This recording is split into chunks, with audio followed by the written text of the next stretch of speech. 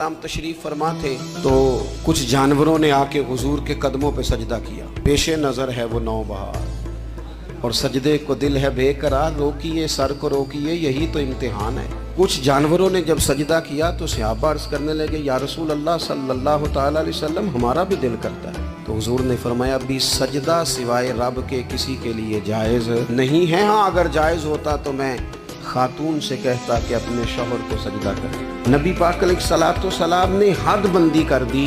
और जो हम मिलाद मनाते हैं ना, ये मिलाद अल्लाह ताला की तौहीद का बहुत बड़ा ऐलान है। हम कहते हैं नबी पाक का मिलाद हुआ, जिसका मिलाद होता है वो खुदा नहीं होता, जो पैदा होता है वो रब। जब हम मिलाद मना रहे होते हैं तो हम ये बता रहे होते हैं भाई हुजूर खुदा नहीं, हुजूर तो 12 रबीउल अव्वल को पैदा हुए हैं। अल्लाह तबारक व तआला पैदा नहीं होता, मालिक तो अज़ली अबदी शान रखता है।